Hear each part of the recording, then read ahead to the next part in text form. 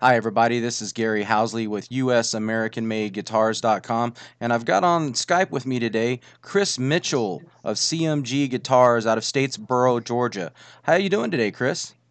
I am good. How are you guys? You know, I'm doing great. The weather here is very pleasant. I'm in Montana, and it's so beautiful here. The weather's great. I mean, I can't complain, man. Well, it's about it won't. It's not that hot today, but it'll be in the probably close to 100 later on. So I'll be complaining later. I'm sure of that, and it probably gets a little warm in the shop sometimes, huh? It does. Oh yeah, it does. Yep, Statesboro, Georgia. It's nice and humid and lots of trees, and it's pretty in Georgia. I actually did some military training when I was in the Army at Fort Benning, Georgia. I got you. Cool. Very Yeah. very. So anyway, everybody, I've got Chris Mitchell with us, and Chris builds guitars right here in the USA, right there in Statesboro, Georgia, and he builds affordable guitars, and that's why I wanted to interview Chris, is because there's a lot of luthiers in America that are building guitars, but it takes somebody with some real good foresight to look at the market and see a need and then fill that need. And I've been looking for a company like that to interview for quite a while. And I found CMG Guitars, and I'm glad I did because I've noticed that Chris has an Ashley model that just about anybody can afford, and it's made in the USA. So that's what I want to talk about. I want to talk about the Ashley, and I want to talk about his other guitar. It's a Mark. It's a Tele style guitar, and so let's just hop right into it. Chris, the Ashley. How did you come up with this idea to build a guitar in America that was affordable? How did this come about? Well, some of your readers may know that we have a retail store as well. My degree is in music education, so I really was passionate about teaching. That's what I've done for a long time. And when I opened my retail shop, we did, it was as an extension of our school, and I did start noticing that while there just aren't any single cut options out there that are affordable, made in the USA. And certainly not knocking Paul Reed Smith. I have a tremendous amount of respect for Paul Reed Smith and what he's done in the industry, and he builds absolutely stunning guitars. And a little shop like mine, I just couldn't afford that. So, and our demographic really couldn't afford that. So I thought, well, I wonder what it would take to build these things. So I immediately, I'd say I probably started the research probably about 8 years ago. And then when I felt like I was in a spot where I knew enough to be dangerous, we decided, hey, let's go ahead and do this. Let's start a small little factory in town, and let's build these things in the United States. And at first, I was trying to import some as well. I was going to do some importing because that's what the conventional wisdom said you needed to do. But then once we launched our USA Made Ashley, I realized, we got into a little bit of legal trouble there with Gibson. They weren't quite happy with our imports, and it ended up being the kind of thing that it worked out in the end. And it was the kind of thing that's like, wow, why am I even thinking about imports? I just need to focus on American made guitars. But I thought I needed that income. I thought I needed that revenue stream from an import to help us, pay the bills. And as it turned out, it worked out that the USA made stuff was absolutely the way to go. We don't do any imports now. Anything that we build with Ashley is all right here in Statesboro, or a Mark, or anything else that we make is right here in Statesboro. And we were able to keep our costs low through a lot of different things. And I'm sure you're going to ask questions about that. Absolutely, about keeping costs low because one thing that luthiers run into is the cost of wood. Tone wood is getting more and more rare, and I've done some research on the current situation in the world as far as getting woods goes, and it's getting harder and harder to source that kind of material, and costs are a factor a lot of times with luthiers and manufacturers when it comes to tone woods. So I mean, what kind of woods are you using, and how are you saving money on that? Well, we use it the same kind of what everybody else does. We use an African mahogany for our body and our neck on the Ashley, and we use the a maple top. And the interesting thing is some of my woods, if you want like what some people would call a 5A, 10A, whatever you want to call it, a high flame. Sometimes I'll buy woods in such a bulk amount that we're not talking about like Gibson, we're not talking about like PRS, we're not talking about a warehouse full of wood. We're talking about a pallet of wood, and that's about it. It's because I'm not the overhead. I don't have to spend $25,000 on a shipment. So I might spend $2,500 on a shipment, and then I'll go through and select what I think is a normal top, and then what I think is a nice top. So there's a little bit of grading that I have to do after the fact. It's my time, but it doesn't necessarily cost the consumer the triple amount. Like our high flame top might only be $150. And then sometimes if I source a really unique piece of wood, I might say, hey, I could only get one of these, and that one might be $300. But for the most part, as you know, our entire guitar of our standard model Ashley is only $799 street price, and I'm not going to get rich at this, and that's okay. I can live with that. But at the same time, if I'm able to put some guitars in some hands of people that otherwise wouldn't be able to afford it, and they can have a guitar that they can be proud of, then that makes me, I've won at life. And people are proud of it. It's got great reviews. As a matter of fact, Premier Guitar. What kind of award did they just give you? As Did no, they? was it NAM? I think it was NAM. It might have been. I think they gave us an editor's pick award. There you go. Yeah. And then we won best of show, our very first NAM show, which was astounding out the gate because I was terrified the first show. Not because I wasn't confident in our products. It was terrified as Jesus. Am I about to go bankrupt? I mean, is this gonna be the worst idea I ever had, or is this gonna be, the one of the best ideas I ever had? And it's a fine line. There really is, and timing is a lot to do with that. And fortunately, there were a lot of things happening in the industry that allowed us to kind of come in to the sort of the back door, if you will. There are things that kind of happened that allowed us to exist. Well, that's great. I'm glad because you really are trailblazing where in an area that I think everybody should be blazing in. I mean, everybody that's in the industry that's trying to do something. I look at CMG as the model company. I mean, that's really I've looked around, I've done a lot of research, and I really do look to your company as a trailblazer. If if people would just grasp these ideas, it'd make it more affordable for everybody on these different models. But who needs it now, right? CMG's around $799 street price on the Ashley. I'm going to bring the Ashley up here real quick. Here's a look at it, folks. Look at this beautiful guitar. What you see here is high quality, but without certain frills. There's certain things that you don't need, I guess, that aren't incorporated into it. That could be if you wanted a custom, but anyway, what I'm showing people here on screen is the Ashley model guitar and the Ashley semi hollow. Okay. So these two guitars are for the price. I mean, what's the semi hollow running? I believe the semi hollow is right at 1149. Because it is. We do have to cut the top and the back of the top and the inside out. It does. Let me double check that for you real quick Sure. while I'm telling. It's a beautiful guitar. I love the way the cutaways are designed. Very original. It's the way the horn is cut on the Ashley. It's cut the same way on the semi hollow as it is on the standard Ashley. Uh, and you can see that it's cut down low too. So, and I believe that's the reason for that is to reach that 22nd fret so that you can bend up to get that higher E. You have done your research. That's absolutely right. And one of the differences is of my company, of CMG and maybe some other companies out there is that we are not owned by any kind of corporation. It is just me and James is the head luthier. He's a really good artist. He and I went to college together. And Lane White with Devil Cat amps, because we were Devil Cat amps as well, helps us out with a lot of other with the building process. So everything from a design aesthetic is actually made from a player's point of view, because the one thing I didn't like about certain guitars on the market, certain single cuts, is you just couldn't reach that last note. You're sitting there playing. Let's say you're playing the A pentatonic, you slide up to that D, your ring finger's on the D. But really and truly, if you could bend to that last note, that E, that would give you the final fifth of that scale.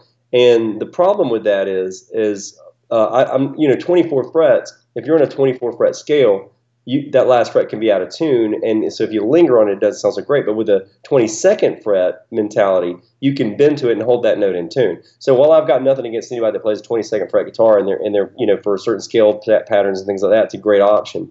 With us, for the bluesier guys, the guys that are a little more rock and blues style, that 22nd fret tends to be a really good option to do that and then to bend it. So we did move that horn back, and of course the placement of the toggle switch and everything else was designed because that way, if you did want to tap with that guitar, the toggle's not in your arm's way when you reach above it. It's right there. It's out of the way. Yeah, you got perfect placement of the volume and the tone knobs. Very good quality, good looking knobs. And I love the headstock. Okay. I'm not sure how you're producing a guitar like this in America for $7.99, but that is a steal of a deal for a guitar like this. I mean, there's a lot of meticulous detail that goes into each and every single one of these Ashley model guitars, and I just have to make a quick mention. The Ashley model guitar, the reason it's called an Ashley is because you named this after your wife, right? Absolutely. Yeah, my wife is Ashley, and if you're gonna invest in a lot of crazy ideas, make sure your partner in crime is right there with you because uh, there were times I'm positive she thought, "Oh my God, he's lost his mind. This is it."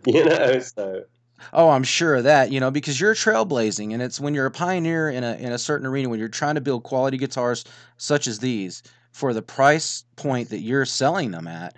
I mean, my goodness, man. I mean, you're really number crunching and figuring out how to get these guitars in people's hands because when it comes to an American-made guitar, it's hard. It's I don't see too many people beating this out.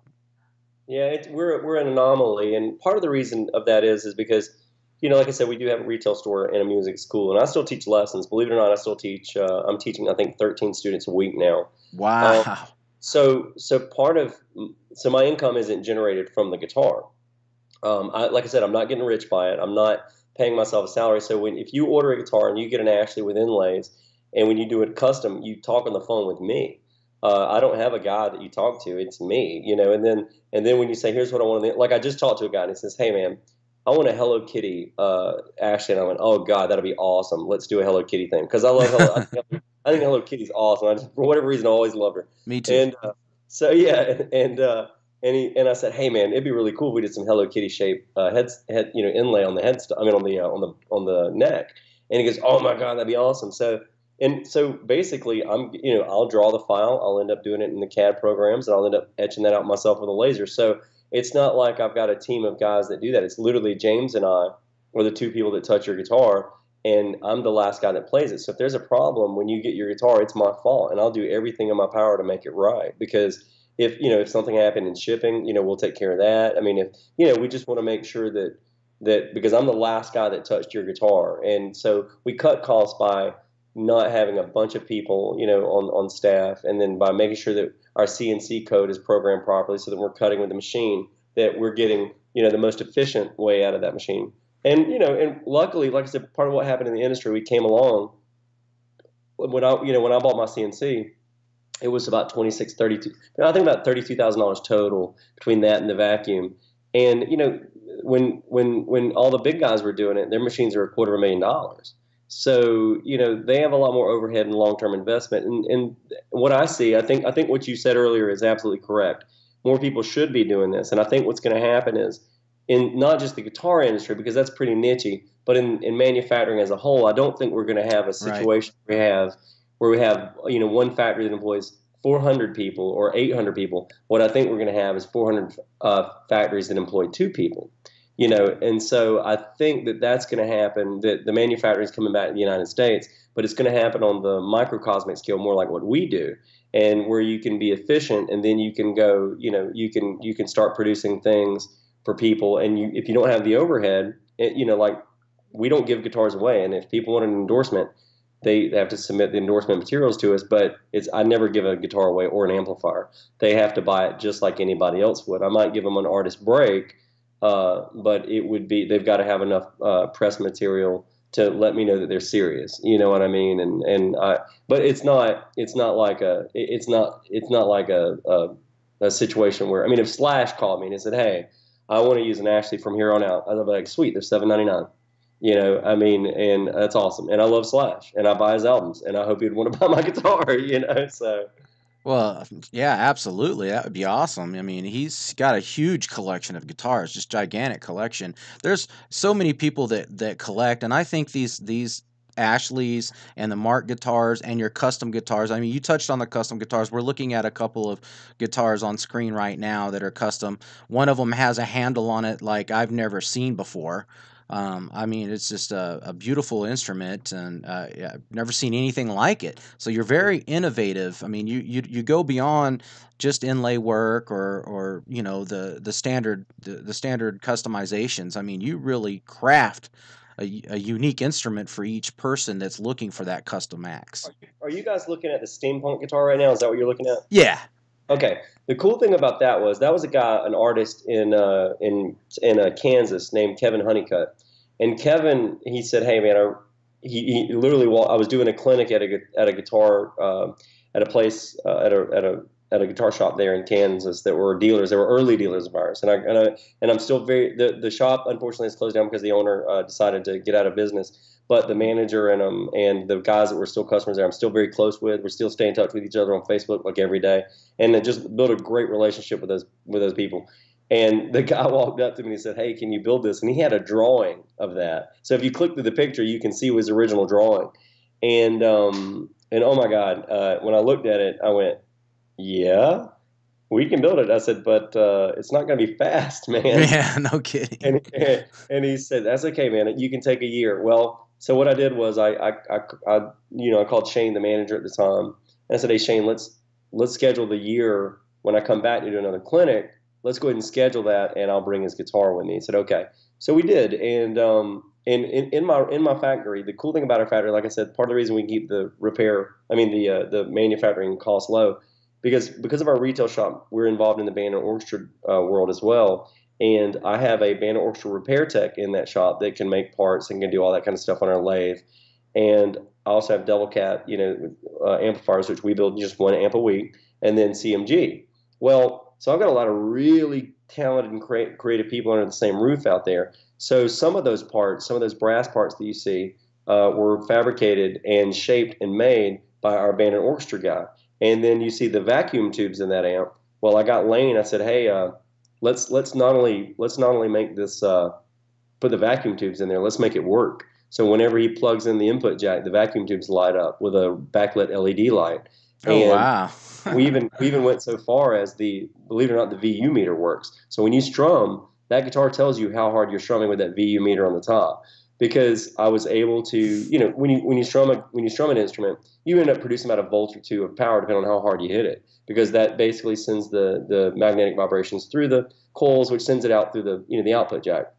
So that being said, I had the guys that knew all this stuff and how to make that happen. So I was the insane one that said, "Yeah, we can do it." And then I ended up doing some design work on it, myself, and saying, "Okay, this is what has to be done." And then I had creative guys out there that could make it happen. They could make that guy's dream a reality, and he was more than happy. Well, I'm looking at a picture of it, and I'm sure he was. I mean, you see the tubes there, and the handle, and the meter up there, and just all the different things, the initials there by the input jack, and it's just really sweet, man. I mean, you really touched on something with. I'm sure that guy's in love with that guitar. Oh yeah, he is. And if you'll notice, there's three letters at the bottom, M, B, and G. Well, he only had M and B for his wife and his child's name, but he had another in the year time that we started that guitar. He had another child born named Gibson, and so we added the G. And because we stayed in touch with him on Facebook and all that, and he didn't ask for it, but when he opened it up and he saw that G on there, he was almost speechless because we had paid attention to that. And I got to give Ashley credit on that. Ashley's the one that paid attention to that. She said, "Hey, you got to." She said, "Hey, Gibson was born yesterday," and I was like, "Gibson? What are you talking about?" Because I thought she was telling me about the company. And she said, "No, it's." She goes, "Kevin's kid Gibson was born." I went, "Oh, that's awesome." So she goes, "Now we got to add the G," and I went, "Oh yeah, we got to add that G there." So that's exactly what happened. So everybody's involved with this company, not just me, and not just even Ashley takes a strong interest, and she'll be at she'll be working in our booth in 2 weeks at the NAM show. We'll all be there. James, Lane, Ashley, and myself will all be at that booth in a couple weeks in Nashville. Excellent. NAM show in Nashville a couple of weeks from now. You have the opportunity, if you're in the Nashville area, to meet Chris, and it looks like and other people, his wife Ashley.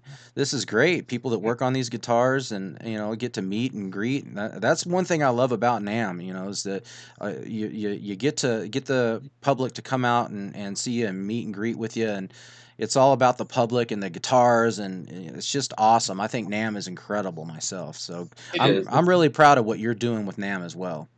Well, thank you. I appreciate that. We feel like we're definitely part of it now, and we've been there enough years where we had a really good thing. A major amplifier company came up to us last summer, NAM, and they pulled us aside and said, "Hey, man, we just want to let you know we're really big fans of what you guys are doing. It's awesome." And that was really cool because this is the amplifier company that told us that are major players in the game. So I was really, really honored to, you always want to gauge yourself at what you're doing, and especially when you just wonder if you're even doing the right thing, because for a while there it did take people to respond. People, I don't think they believed that we could build a guitar for this price. They, I think they had doubts, and they thought that they must be cutting corners somewhere or something, until they get one. Then they go, oh my god, this is a real guitar. So but it means a lot when when industry supports you as well. So we thank you very much for those. Those are kind words. No problem. And speaking of Nashville, let's talk about this Mark, your T style Mark Telly style guitar. Wow. Thank you, thank you. Well, it's kind of funny that I love one of my favorite ones is the standard with the white pickguard and the sunburst finish or whatever. I love that one. But we are introducing a new one this summer called the Mark Nashville model. And what we're going to do, I haven't taken any pictures of it yet, and I haven't shared it with anybody. And we're just now developing our jigs so that we can reproduce it after the trade show. And we're also reproducing we're doing a couple jigs by hand so that we can go ahead and get it ready for the show. And then we're going to program the CNC so the machine can go ahead and do some things for us afterwards, some small changes we're making. Again, these are a design aesthetic that James had kind of wanted to do. And my initial gut reaction was, I don't like it, but I kind of do, sort of, and but I said, okay, I see where you're going with that. I like that. Let's fix this. Let's do that. And then he made a change. He said, hey, I don't want to do this with a control situation. I said, absolutely not.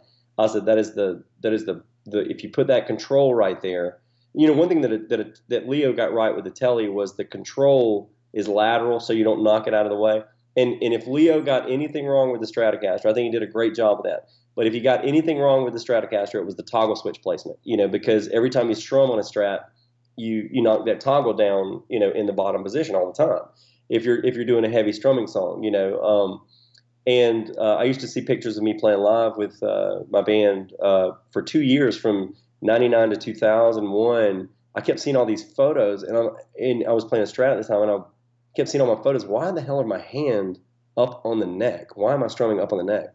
And I was like, I gotta fix that technique. What's going on? Well, I was dodging the toggle switch. That's what was happening. I was dodging the toggle switch placement. I had no idea until I started, really, really looking at the construct of the guitar. So the funny thing is one of the things that we changed on the Mark Nashville. We've got a unique placement of the controls and the toggle that's going to make it really good for country players.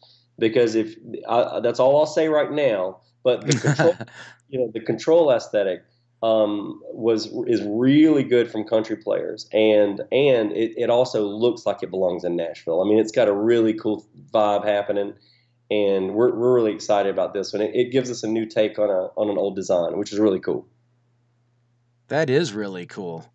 So, oh wow, we've got somebody here chiming in, saying hi to us here on our live stream. So we are live on YouTube right now, and I'll be doing all of my interviews live on YouTube, starting, a previous interview with Charlie Bunnett. He's also out of the Nashville area, known as CB3. He played with Moccasin Creek, and boy, I wished you and him would have hooked up early on. He kind of got involved with a import company, but man, he used to play Gibsons all the time, and I'd really love to see him playing a Chris Mitchell guitar. I'd like to see so many people playing these guitars. The information that you just gave me on the Nashville Mark, I guess you're calling it the Mark Nashville. Yeah, we call them either Nashville Mark or Mark Nashville. I think either way, that'll Yeah. be it. I haven't really done the particulars on that yet, but it'll be we'll have it ready by NAM. Well, I appreciate the little tidbits, the little crumbs that you fed me on that. I feel special, but that guitar is going to be amazing. I already have a feeling, that's the guitar for a country picker, man, because of the thought, the forethought you put into the strumming and the switch, and you're just an innovative guy, Chris, and I really think that you're going to have a lot of good things happening in the future. But right now, great things are going on with that Nashville that you're talking about, and with the Mark T style Telly itself. It's a beautiful guitar. What's the price point on it? That's also $7.99. All of our guitars kind of start out at that price. But I figured, like I said, and hello to the YouTube guy that's out there. Thank you for chiming in. We certainly appreciate that. The As long as you said something cool. Anyway, hello to you. Thank you for watching. The I kind of my wife always says, Ashley always says, hey, if you do this new thing, is it going to benefit people, and is it going to keep our goal, which is that what we do will help other people. And so that's always the question that I ask myself before I start a new venture. And it really is. I mean, we have a toy company too, and it helps kids at Christmas time. What we do is we provide toys for kids at Christmas time, and that's the whole purpose of that toy company. But the reason why I'm saying that is because I want kids that want to play the guitar to be able to cut grass for summer and be able to get, if they did 10 lawns at $79 or 20 lawns at $35, then they can buy one of our guitars. And that's saying something, because to save up for my first guitar, my first Strat, which was a 1985 Japanese Strat. I bought it for like, $350 back in 1988, and it was already 3 years old when I bought it. And, it was a huge investment for me at the time. And, I didn't come from money, and that stuck with me all these years. So I really want people to be able to do that. So we try to price all of our starting products at that $7.99. As we start adding customs and things like that, the sky's the limit. But we try to start that baseline at $7.99 for everything we do. Chris, people might think, well, $7.99, American made guitar, well, maybe they're slapping these together. But if you actually do your research on Chris Mitchell guitars, you'll see these aren't slapped together. I mean, if you, for example, let's talk about the truss rod on this Telly. Where's the placement? It's in the rear. We do a rear placement truss rod on the Mark because the idea is that when you're in the field, you'll be able to adjust it with any tool that you have, even if you only have like a small thin screwdriver or something like that. If you don't have a hex wrench with you, you can adjust it where you need to. And it's also, we don't overlap the pick guard like the old school Tellys or Strats because that's not serviceable. That's not field serviceable. Yet you would have to, in order to do that, you would have to take the neck off, which is not cool at all. So it's replaced, it's reversed so that you don't have to go from the headstock of the guitar. You can actually start from the middle of the guitar. Excellent. That's what I love about that. Now you have two pickups in this particular guitar that I'm looking at. I'm showing on screen right now, and could you tell me about the pickup that you have in this? It looks like a standard model, Mark. What kind of pickups are you using currently in these models? If it depends on which one you're showing, but the standard kind of T-style pickup. For example, on the bridge, we use a couple different options. One in my particular one, I've got the DiMarzio area T's, which are great because they're noiseless. It's a stacked humbucker on mine. So mine would be my model is a 799 model. What I play is an Ash 799 model with the area T pickup. So it's a little bit more expensive only because of the pickups. And but in our standard model is our Frog Dog single coils, and it gets that nice quack on the bottom, and it gets that nice warmth in the neck. So I mean, it is really I think a pretty traditional standard of that. But you also you're going to get that quack out of that bridge that you want, that nice tight quack that you would expect from a T style guitar. And we've had some dealers over the years say, hey, why don't you put a Strat pickup in the neck? And I've thought about it. We haven't done that yet, but we've thought about it to play around and see what kind of tonal differences we get. Right. What is that net pickup? Looks like what is that? A lipstick? Well, yeah, it is a standard like a covered, chrome covered. And the terminology, sometimes people call the lipstick the kind that, it almost has that seam in the middle. Yeah. But it is. I would call it a normal kind of lipstick looking. And people say, some people say soap bar, and then some people say, I've had a guy say do you use soap bars or P90s? And I'm like, okay, let's back that up a little bit, because people do call some one and one the other, and because of the terminology, it gets a little loose out there. Definitely. It's a great look, man. I mean, and the top on this, it looks like it's flame or quilt or what is that? I can't. It looks like Are flame. you are you looking at one of the ones from the website, like the Sunburst? Yeah, it's a sunburst. Okay, yeah, that would probably be a flame top, and that's probably a flame top that we don't grade that's just a standard top. So now, if I had to handpick a really really high flame, it might be more, but that's probably just a standard top. That guitar is probably $799. Who's painting your guitars? Oh, we do all of that in house. James does that. I'm really fortunate, man. My finisher, James, our chief luthier, he worked for Benedetto Guitars for 4 years. He was Bob's apprentice, and so James has built guitars that are $65,000. And he's finished them, and that's what he does. And it's so we do everything in house. We build them, we do all of our electronics, we do all of our cutting, we start as raw lumber, and we do all of our finishing and our painting in house. And James has got a fantastic hand when it comes to the teardrop burst. He really does. He can burst those colors, and you don't get that hard line. Yeah. And that's a cool thing to see, because a lot of guys don't have that technique now. You know what I mean? And so James does. He's very good at that. That was one of the things I noticed was how great the finishes were on these. I mean, is it a thin? What kind of material are you using to? Yeah, yeah, we're shooting nitrocellulose. A lot of people, when we first started, we shot nitro, and we never switched to poly or anything like that. We probably built a prototype out of poly to see what it was like. But we shoot nitro, and when we first started, we noticed that right down in the south, that we're in the armpit of the United States, because of the humidity, we could get basically you get blushing, and what the blushing is that white milky color when the lacquer doesn't dry properly. So it looks kind of like somebody spilt milk in your lacquer, and it makes it kind of milky and white and cloudy. So then what we started doing, a cabinet maker said, "Hey, you guys ought to try using pre-catalyzed lacquer," and we thought it was a great idea. So we tested it out, and the pre-catalyzed lacquer dries within 20 minutes, and we get zero blushing out of it. So it's still nitrocellulose, but we put a catalyst in it to help it dry faster, and that's another reason our guitars don't have to sit for 48 hours. In 20 minutes, we can take it back in and wet sand it and buff it. So that's another reason why we were able to cut costs, because we don't the product is exactly the same, but we use a catalyst to help move it along, simply because if you let a guitar dry for 48 hours or 3 days or something like that, then there's a lot more risk involved, because if dust settles on it, now you've got dust embedded in the lacquer, or if a fly lands on it or anything like that, then you're creating more problems for yourself. So we needed to have a way to be able to do that quickly. Right, and it's a great look. I mean, it's a very professional look. This is an American-made guitar, folks. Tons of work are going into these guitars. I really don't know how Chris is making it. I admire him for this. I encourage him to continue his innovation and continue his models like this, like the Ashley here. Let's take another quick look at the Ashley here, and you can also see the Ashley semi-hollow. Are the frets on these guitars on both the Mark and the Ashley the same frets, or? They are. We use a 12-inch radius on our fretboards, and the frets themselves are essentially the medium style frets. We do the I can't exactly remember the Dunlop reference or the Stumac reference number right now, because they're slightly different. But they are a medium style fret on the same one, and they're nickel frets. We don't, we could use stainless if somebody wanted it. I haven't put one on there yet.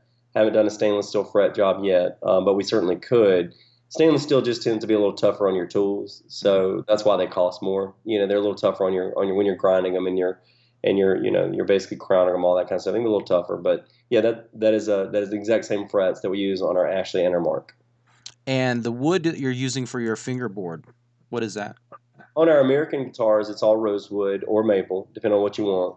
And on a guitar that we send to other countries that we would export is Cataloche, or it's which is got qualities of both rosewood and ebony, and it's a really good wood, actually. We really like the wood, but because of the CITES regulations, we will not ship rosewood to another country, because I haven't had time. We don't build enough guitars in enough volume and make enough money to warrant the cost of the paperwork and the extra money that it would cost to ship a guitar. So therefore, we just say, you know what, we'll just use a species that is not protected. Or excuse me, we'll use a species that's in abundance. I'm very much in the environment. I don't I'm not angry at any kind of regulation.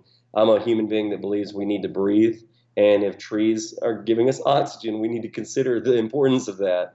So, I think that most people that are younger, like me, I'm only 42. I think most of the people my age, we're not belly aching about regulations protecting trees because we understand the importance, the longevity of the species, and just our life. Right on. I really appreciate that. I've done a lot of research into where we're at in the world as far as tone wood resources, and it is getting tight. So there are companies that are doing some major things though to combat that and to keep the sources flowing. So there are people on top of this. It's not like it's just a runaway train. It's not. People are taking it serious, just like you are, and looking into options to better the environment and provide quality instruments at the same time. So your necks, we talked about the frets, we talked about the fretboard, the necks themselves, are they maple? For the Ashley, it's mahogany, and for the Mark, it's maple. We can build it either way if a customer wants a. We just built a maple Ashley. I think we actually just built our first all maple Ashley neck for a customer for RNA Music out of Canton, Texas. Ryan at RNA Music. We did a special RNA model for him, and it's a really beautiful maple neck with abalone inlay in the fretboard, and it was our very first all maple neck. Actually, I think we did a skunk stripe for a customer a few years ago, but I don't think we've done an entire all maple neck. And Ryan's for RNA Music was our first one. So and it was maple fretboard too. So it was really cool to see that on Ashley, and it did work. I mean it certainly worked. It was a good design aesthetic choice by him, and it worked. It worked with the color that he chose, and so it turned out really well, and it felt great. It played great. So I liked the way it felt on the Ashley. I didn't think it was out of character. Right. We got a question from Center on our live chat. He wants to know what the neck profile is on the Mark model. Well, it's kind of funny that people ask that. The neck profiles that we get, it's kind of funny. I don't really ask. I'm not one of these guys that like I've got a Strat, and I've also got from the years that I've played. So I would probably call that a comfortable C. I mean, I would say that our Ashley is a deeper C. I don't think either one of them is a D. I wouldn't say that they're a D shape. I think our Mark profile neck is about as absolutely good as we can be for that style guitar to pleasing most players. It's not a compound radius, and it's not a compound profile in the neck. And the same way with the Ashley. The Ashley is a standard. It's not too thick, but it's also not too thin for that body. I've played some guitars that just were fractionally thinner, and it took my arm and my hand and my wrist a while to get used to that. So I think they both feel comfortable for the size of body that you're trying to associate them with.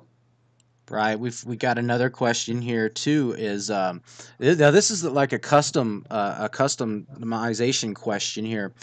He wants to know, can you order a reverse headstock Mark model? You'll be able to do that soon. I'll be able to offer that soon. It's kind of funny. I do all of our 2D CAD stuff with Devil Cat. I do all of the drawings for the cabinets, and I do the all of the laser inlay stuff too with the CAD as well for the Ashley. So I'm about to start doing a little bit of 3D with our headstocks to be offering that because there's other projects in the works as well, and so one always leads to another, and so you will be able to order that. I would say within probably I'd say about 3 months we'll probably be able to offer that. There you go. 3 months from now, which we're in. It's June 28th. My fiance's birthday today. So happy birthday to Monica. Happy birthday, Monica. Right on. And so you're only looking a few months out. You'll be able to get that reverse headstock on the Mark model, which the headstock's really cool. What's the inspiration behind that hook? You trying to hook people on your guitars or what? Everybody tells us we should put a bottle opener in that little hole slot, and so down the road we might. But I think if you look at the history of guitars, and you start looking at old school Bigsby designs and old school Fender designs, one of the things that Bigsby did, if you and this dawned on me in high school, I was looking at a violin scroll sideways, And that's exactly what Bigsby did when they with their guitar. It looks like a violin scroll sideways. So all we did was complement that a little bit more. We added that a little bit more of that hook in there, like a violin. And the design aesthetic is extremely important to me. I was talking with a designer a while back, and this guy, I, a lot of respect for him as a person, but this one headstock design he chose was just hideous. And I said, I asked him, I said, why did you choose that headstock? And he said, I said, you've got this really heavy metal body design, but you've got this jazz headstock design.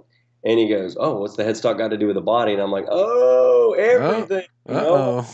I was like, oh my God. So I'm glad you like the headstock. We've had a lot of good compliments over that. And it was chosen selectively and carefully. And I really was going for that sort of sideways scroll violin look when you hold a violin sideways and trying to also make it work with somebody people were comfortable with anyway. I can see that. I can see it definitely. I appreciate the amount of forethought that went in there. I mean, I definitely now that you mentioned this the scroll, I can definitely see that. Right. Yeah. It's I do graphics and I do design and I'm very interested in all those type of things. And so, James and he's got a different eye for different design than I do. But all of the body design and headstock design, like if you'll notice our cutaway, our horn is actually the shape of my finger laying over the side of it.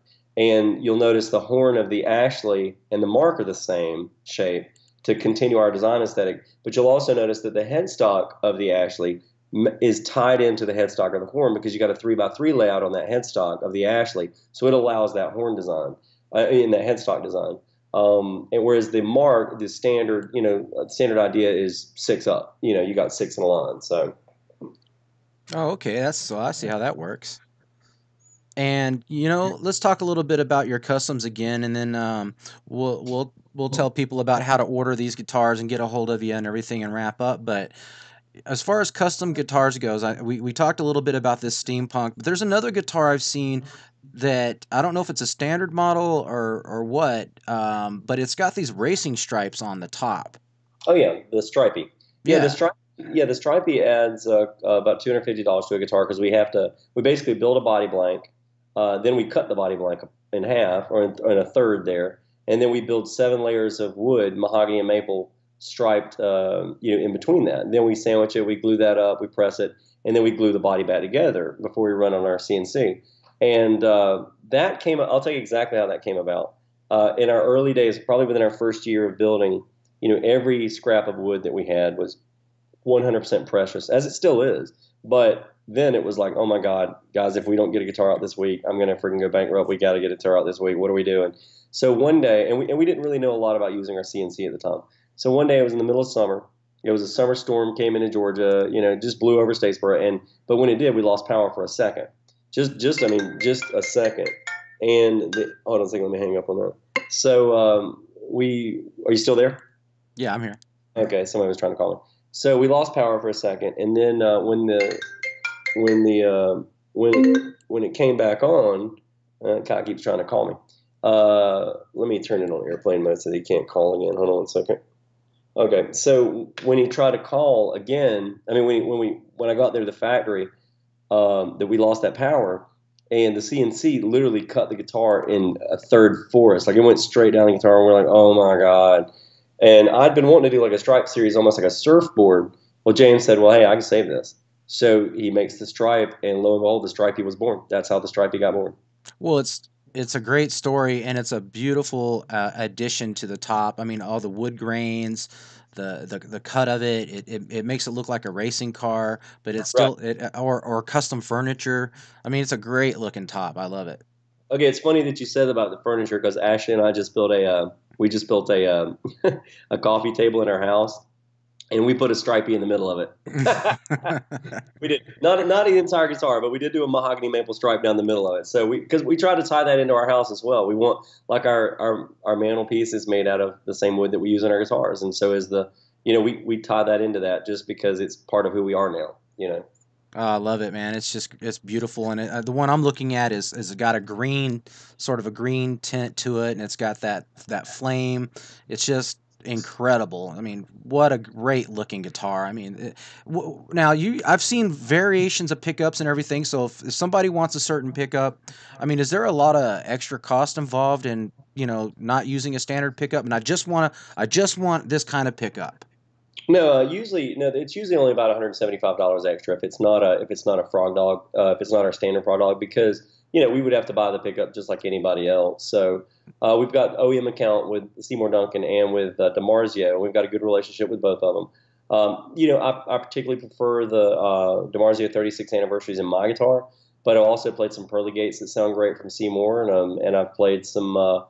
He's got Seaboard makes a Fat 90 that just sounds amazing. And so if somebody says, hey, I want that humbucker look, but I want a P90 in the neck, then we can do that, and we can put that Fat 90 in there, and that's a good solution for that. And so it's usually only about $175 to do that type of thing. So it's not a crazy upgrade. But the other thing is that that the customer can do is that, like, for example, with Ryan's guitar at RNA Music, if you notice the backplate, a lot of people have asked me about this. They said, why are you making your backplate standard like a Les Paul if you only have two knobs and a toggle down there, because you've got all that extra room? Well, that was a design that we chose from the absolute beginning, because if you want to add like EMGs and have active pickups in your guitar, then you already have room to put a 9-volt battery for the preamp, so it's already there. That's excellent. I mean, Chris, you've just impressed the daylights out of me, man. I mean, I was already impressed, but talking to you about all this stuff, I mean, man, wow. You are the company that I think everybody should be looking up to. Well, thank you for that. It's kind words, very kind words. Now, if you want to buy a custom guitar from CMG Guitars, or you want to buy a standard model like this Ashley right here, which this is on my bucket list. I've already told this to Chris, is that this is the guitar for me, is the Ashley. It's affordable. It's so well made. And I mean, just look at that thing. It's beautiful. So that's the guitar for me. But let's say, maybe you're more of a country guy and you want a telly. Hey, Chris has got you covered there as well. So, and if you're looking for something that's, off the wall, hey, wait, Chris isn't stopping. He can meet that need as well. So, give him a call, I guess, if you want a custom, but you can order straight from the website, I believe. Isn't that right? No, we still No? what we do. Well, actually, what we do is, if there's a dealer in your area first, we would say please, call a dealer and let them contact us, or you can contact me from the website about what your questions are. I'll be glad. I reply to all the email personally, so we don't. It might take me a couple days because of just the volume of emails I get every day, but I reply to all the emails personally.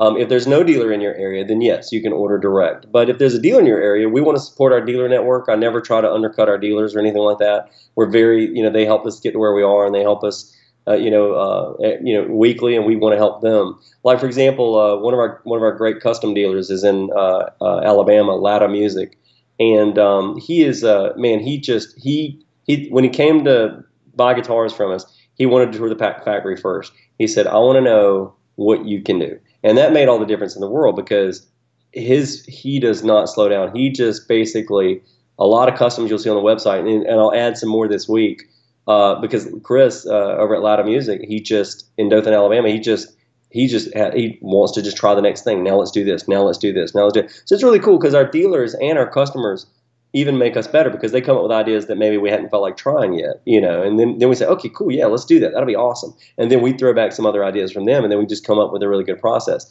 So if there's no dealer in your area, you can call direct, and you can email me, and we'll talk about getting your custom started. And if there's a dealer in your area, you can talk to them, and then we'll eventually talk to them. Excellent, because I did look at your dealer map, and I noticed that the country is pretty well covered. I mean, especially in the east there and the south. I mean, boy, there's a lot of dealers. And then northwest United States, though, nothing. So No, yeah, you're right. so So if you I've got a guy I'm going to talk to on your behalf, if you don't mind. He owns a music store, and I think maybe you might become a dealer. I don't know, but definitely you need something up here in the Northwest. Yeah, we don't have a lot of coverage out there.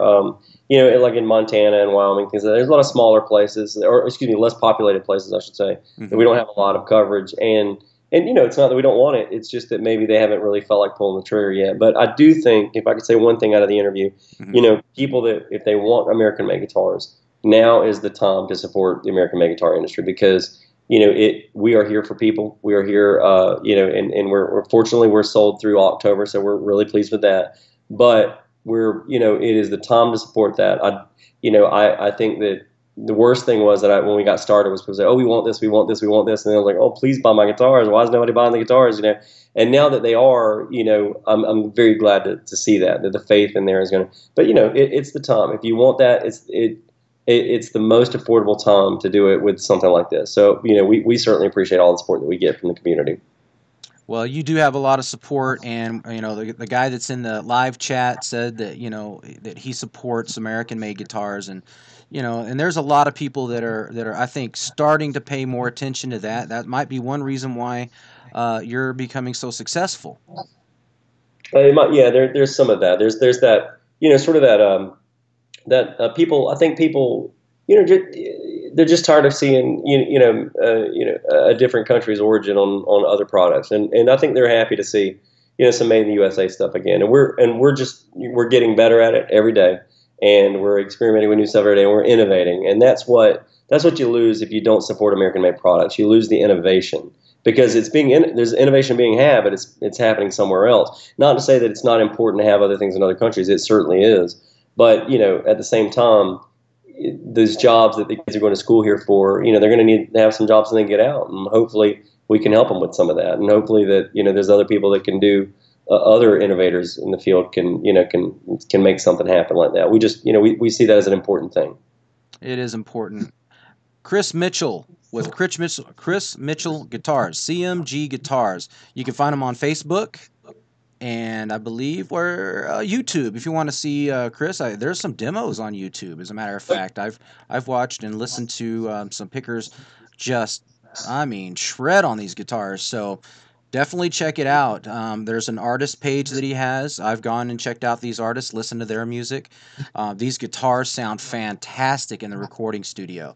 So, I mean, there's players that are swearing by them, that are gigging live constantly, abusing these guitars, and it's their main acts, and they're still on the road with them, and years down the road. So these guitars are holding up. They sound great in the studio. They sound great live. They're American made. What more do you want? And they're affordable. There you go. What more do you want? Affordability, you got that as well. So you've got a wide range of options if you want something more custom. So I can't brag enough about Chris Mitchell and CMG Guitars. So go over there and check them out, guys. Cool, man. Thank you, Gary. You're welcome, Chris. This has been Gary Housley with USAmericanMadeGuitars.com. Thank you, and till next time, keep it rocking. Take care.